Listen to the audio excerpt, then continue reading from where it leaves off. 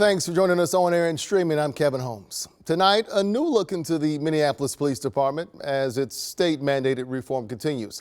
An independent monitor saying there's progress, but hang-ups as well. Ryan Catene checked in with city leaders looking at that progress and what the path forward looks like after Chief Brian O'Hara's resignation. Time is ticking for the Minneapolis Police Department, now in its third year of operating under a court-mandated agreement after the murder of George Floyd. This is a marathon and not a sprint.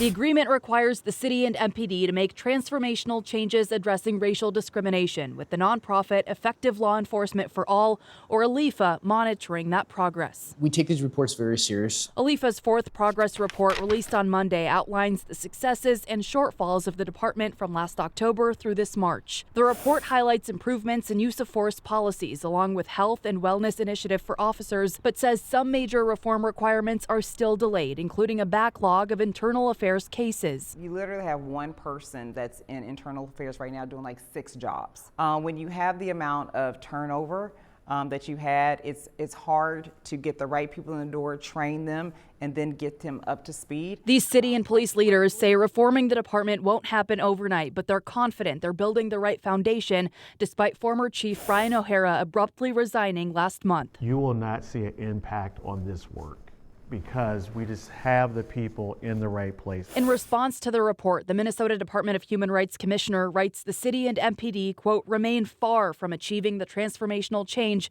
necessary to address the root causes of race-based policing. So why is there such a discrepancy between what you believe and what they believe? Because I see the work being done. It's not going to happen overnight. Anyone that's been in these situations know that it's multiple years. Do you think the average Minneapolis resident sees what you're seeing? Here's what I would say. It's not that they see it, they have to feel it. So I think still we'll get some mixed reviews on that as well. I think if you talk to some people, yes. If you talk to other people, no. But we're on the right track. The nearly 40-page report outlines recommendations for the city and the department to implement in order to meet their goals over the next 2 years, including setting some aggressive but realistic deadlines and reassessing some staffing roles and responsibilities. It does also acknowledge that there were some disruptions brought on by Operation Metro Surge. Kevin. Ryan, thank you. Right now, Minneapolis police still looking for a man they say fired at officers this afternoon. That shooting triggered a shelter-in-place warning at 35th and Oliver in North Minneapolis. That warning has since been lifted. MPD telling KARE 11 officers were investigating a vehicle when someone inside opened fire. They say officers did not return fire and no officers were hurt. It turned out to a wet evening across the metro. Dark skies and some rain moving through outside our studios here in Golden Valley in just the last hour and a half. And showers expected to keep moving through overnight. Our Chief Meteorologist John Ziegler in the backyard tracking it all for us tonight, JZ. Yeah, Kevin, it was, we had a little rain, but I think the bigger story was the wind. Now, sometimes you can get these little microburst type events with showers, but it's not that common. Light thunderstorms with a 47-mile-per-hour wind. Now, that actually knocked out over 3,000 of you in the metro without power here tonight. A lot of it's been restored, but regardless, 47-mile-per-hour wind without a severe storm at all, and really not strong thunderstorms, almost a shower or thunder shower, but the wind is, now it's subsided here. We're quiet. Still not totally done with the showers, and you can see some thunderstorms out here. They're weak. Montevideo, still gusty with these weak thunderstorms.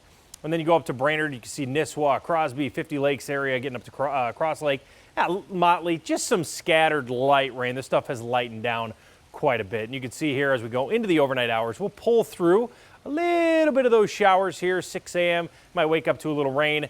And you can see that from 3 to 7 o'clock. So prepare tomorrow for some showers, umbrellas needed. We'll talk about the bigger rain on Wednesday in your forecast. All right, thank you, sir. To Elk River now, where the city council is considering a new data center in town, making it the third one there. The proposal is less than half the size of the others, but it's drawing some serious pushback here. Jennifer Hoff was at a packed public hearing tonight and joins us with more on that. Jennifer? Kevin, the other data centers are 20-some years old, so they're technically exempt. At this point, city leaders have to change zoning ordinances, set some standards, and even approve a conditional use permit for any new ones, though, moving forward, adding to an already patchwork of rules across the state. Elk River, a quiet town of about 30,000 people. I left California to come to a wholesome, small town. Some now making a lot of noise over a proposed data center there. But this is a complete travesty that we're even considering it. They packed a public hearing Monday night to learn more about the project. Planned for this building, once for making plastic parts, its owner said recently closed. There isn't a whole lot they have to add from a power standpoint or from an operations standpoint, and the building gets old. The 60,000 square foot building would house a 33 megawatt facility. City Council considering amending zoning ordinances just to allow it, creating a set of standards too, from noise levels to cooling system requirements. This is my accumulated paperwork.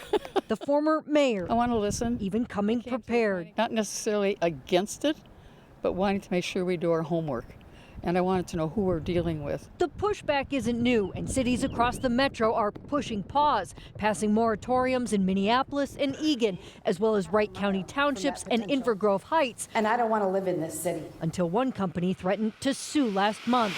Here, there's a brewery nearby and homes a quarter-mile away, making room in town now for a whole lot of opinions. The technology is here. It's got to be somewhere, but we just need to be careful. Good paying jobs, higher paying jobs, lower tax base, it's all positive.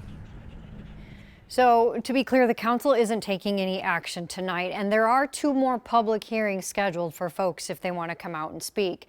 Council members will then review this application and are expected to vote in the beginning of August. The developer, we know, does have other data centers across the state, but did not respond to my emails or calls tonight, Kevin, about questions, the questions I had rather about this proposed data center in Elk River. But certainly a story that is far from over. Definitely 2 there already, could be a 3rd, and we'll see in August. Thank you. Tonight, officials and family members are hoping a new $25,000 reward will help bring answers in a 40-year-old cold case. The BCA announced a reward to help officials in Wadena find then 23-year-old Carla Beth Anderson. She disappeared in 1987 after returning to her apartment following a night out with her mother and stepfather. Investigators didn't find any signs of a break-in or a struggle, but they say her apartment door was locked and her purse still inside. It's been 40 years. It's our responsibility as a society, as a community, for all of us in Minnesota to take care of those vulnerable in our communities.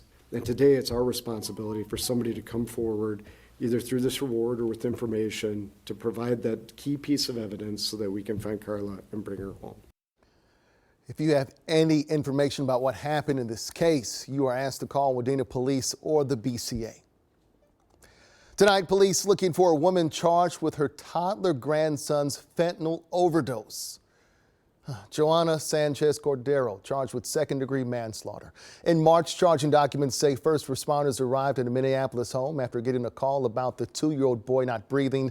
They say while there, police found drug paraphernalia belonging to Sanchez Cordero. An autopsy later showed the child died of fentanyl. A warrant is now out for Sanchez Cordero's arrest. Meanwhile, a Minneapolis woman has pleaded guilty after 2 toddlers she was babysitting tested positive for methadone. 57-year-old Tracy Flex pleaded guilty to manslaughter and child endangerment today. In November, police say the twins were found unresponsive about 2.5 hours apart. One later died. Doctors say both ingested methadone. Police found the drugs in Flex's purse. She's set to be sentenced next month. A Twin Cities real estate broker accused of using predatory tactics and targeting Minnesota's Somali community took the stand today in his own defense. The Attorney General's office sued Chad Bankin, accusing him of violating several laws. Bankin sold homes using contracts for deed to people who can't use traditional mortgages. The AG says he didn't disclose all the terms in the high-risk deals and also accuses Bankin of targeting Somalis for these deals because many won't use traditional mortgages with interest. He encouraged them to buy a house that was more than they could afford. He then went out and purchased the house and jacked up the price by up to $100,000 on top of the original purchase price of the house. He then demanded that they make a 6-figure down payment on the house and had him sign a contract for deed that imposed an interest rate in addition, a very high interest rate in addition to that down payment. This trial expected to last several more days. Officials now say 8 crew members are believed to be dead after an Air Force B-52 bomber crashed today. That's according to officials at Edwards Air Force Base in California. They say the plane was performing a routine test mission and crashed shortly after takeoff. Crews are now working to account for everyone on board as the investigation continues. Tonight, terms of the peace deal in Iran are still mostly under wraps, but markets still up sharply. Today, all three major stock indices were up in response to news of a deal. Traders are optimistic the Strait of Hormuz will reopen quickly. Meanwhile, oil prices plummeted to their lowest level since March. In Minnesota, gas prices are down for their third straight week. Right now, about $3.86 for a gallon of regular, but experts say it could take a long time for prices to go back to what they were before the war. Around the world, countries are refilling their depleted oil reserves, and that could keep gas prices higher for quite some time.